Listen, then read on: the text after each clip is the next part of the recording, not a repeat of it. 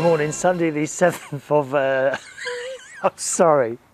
I was sitting here all composed. I literally pushed a button, spoke, and she jumped up straight away, didn't you, Katie? She wants to be in from the beginning of the show this week, I reckon, or today, rather. Good morning, it's Sunday the 7th of August 2011, another United Kingdom talk. A bit of bad luck, boys and girls, a bit of bad luck in the garden. Yes, have a look at this. Oh, yes. Centipedes, or whatever they are, were found. Are they centipedes?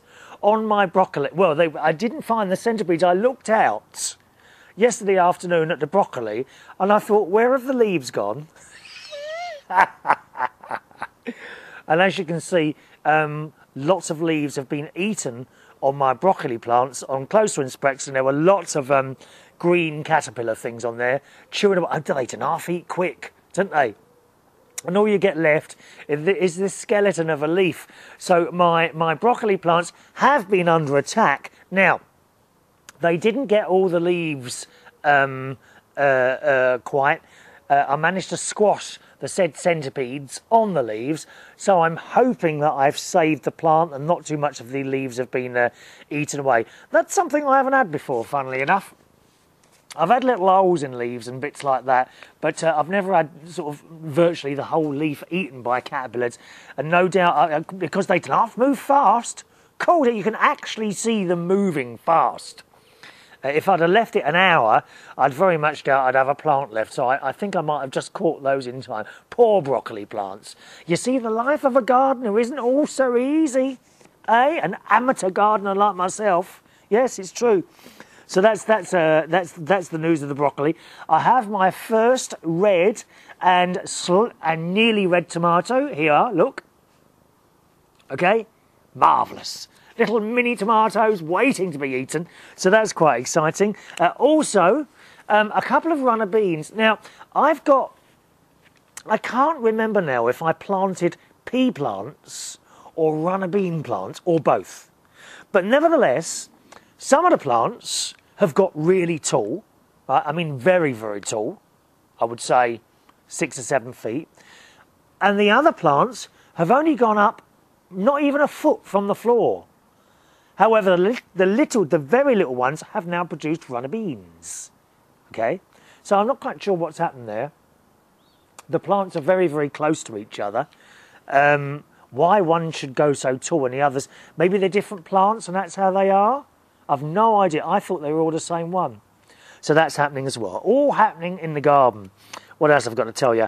My friends on Norfolk Island. Now, you may remember I've been to Norfolk Island a couple of times in the South Pacific, a place that does hold some of my heart. It's just the most beautiful place in the world. It really is. But I can no longer call anyone on there. Whenever I call any number that I've got on there, I get this strange recording, a foreign woman, and they don't speak foreign there, they speak English, but a foreign woman giving me this recording. Anyway, I thought no more about it, and I've rung up the operator a couple of times, who informs me that the lines are congested and to try later.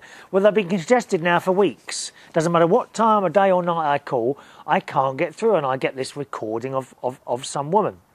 Anyway, yesterday, my Virgin phone bill came, and 10 calls to there on Norfolk Island have been charged at £1.81 each.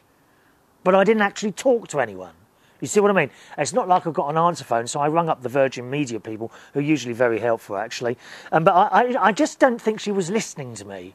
You know, she couldn't understand that I didn't actually talk to anyone and I didn't connect. So how comes I've been charged? I got this recording at the other end. It wasn't someone's answer phone, so they're investigating that.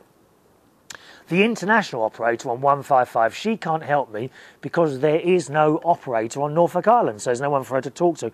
So I'm a bit stuck, really, and don't know what to do about that. Anyway, we'll see what the Virgin people say. Can't call any of my... I can't call my cousin or any of my friends on there. It's most annoying. Anyway, I've sent an email to my cousin at that end as well to see if anything he can do. Emails then. Phil, hello Phil, wrote, on the subject of your router, I thought router setup was the easy peasy part of a computer. Well, no, I don't think so. There are no easy peasy parts on a computer. Believe me. He says, Chris, if you've spent more than 2 minutes setting up your Wi-Fi router, then take a tip from me. Don't use it. Use cables instead, because the chances are you're not secure. Well, actually, I do use cables. There are cables going into the router itself, and the only time I use the Wi-Fi is like through a Roberts radio. I've got to connect that to it, and my laptop as well. So thank you, Phil, for your concern there. I do appreciate people when they're concerned like that. Hello to Sean Ritchie, who finds it very annoying. He said, LOL, lol. Chris Reardon talking to dogs. Of course I talk to all animals. Dolphins, dogs, sharks, monkeys, they all come here for conversation. Quite frankly, Sean, it's the only things I get any sense out of. You talk to people most of the time and haven't got a clue, have they, Katie? That's why I've got a cat to talk to. Eh? At least she makes sense most of the time. Hello to Zach in Orange on Australia. Talks on the subject of traffic wardens. You remember I nearly got a ticket last Thursday. If you think a corrupt traffic warden is a bad thing, you should see how bad it is to be living in Sydney, New South Wales. The police are out like crazy, trying to catch anyone and everyone that is barely breaking the law in order to scrape as much revenue as possible. There are also roads in New South Wales that are now considered to be revenue-raising roads, and motorists are advised to avoid them. There are also speed cameras that actually serve no actual safety purpose. Oh, you've got those now as well. We've had those for years. We've had them for years here. I tell you what, and the last Labour government seemed to actually encourage to put these damn things up. They weren't actually called, they're called safety cameras, apparently. They're not there to raise revenue, according to the government. They are there to keep you safe. What a load of old rubbish that is. Liars. That's what they are, liars. They are there to raise money. No one believes that they are there for safety. They are there to raise money. Okay, maybe a few of them might be right outside a school. Fair enough. But when you put them on a motorway, you know, where everyone's doing 70, 80 mile an hour, whatever, they are there to raise revenue. I see you've got them too. It's only going to get worse, I'm afraid, Zach. If you've got a few up, you wait till a couple of years' time. They will spring up all over the place. They have been declared cash cows. Yeah, we call them that as well. Hopefully it's not this bad in the UK. Oh, it is. It is. There are certain roads, let me think, there's the A3, which runs from London down to Portsmouth. And there are sections of that have one camera after another. It's unbelievable. Unbelievable. Cameras everywhere. He says, enjoyed the video of the wedding. Maybe you should get into the business of filming weddings like this one, because you're so good at it. Anyway, hope to chat soon, Zach. Oh, I don't know about that. You know, that I'd be worrying that something went wrong doing filming. I think you need to be really dedicated to do that. Now, I put that little wedding film together in, I suppose, in about an hour, hour and a half maybe.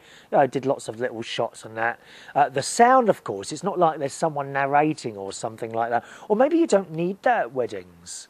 And I actually use the same camera that I do use for doing this show on. So it's a good little camera. Those of you that are technically interested, the camera I use for this show is a Canon Legria FS200. I'm just pulling bits out of the cat here. Oh, she's got a cut on her head here. Have you been fighting, young lady? You must have been fighting. I can see it under her fur. I've been picking bits off. I think there were scabs, actually. She don't seem to be too bad. Have you been fighting? Oh, she's only protecting her owner, aren't you, darling? Zach also writes, he thinks oligarchy, which was the question I had the other week, oligarchy in the quiz we did last Sunday at Belushi's means few. Oh, incidentally, do join us tonight. It's Sunday night tonight, which means the quiz is at 7 o'clock at Belushi's in Hammersmith. Do join us if you're in London. Sunday night, quiz night, 7 o'clock at Belushi's in Hammersmith, okay? Zach thinks oligarchy is a society run by children, he says, even though you're apparently set to say it later on. Yeah, that's not the answer I had. It may well be a society run by children, but the answer I had was oligarchy means few, F-E-W. And then he writes a little bit later on, sorry, Chris, just regurgitated the answer I learnt from ancient history. Your correct answer makes more sense. Well, it don't make sense to me. I have no idea what that means at all. And have we got time for one more email here? I think so.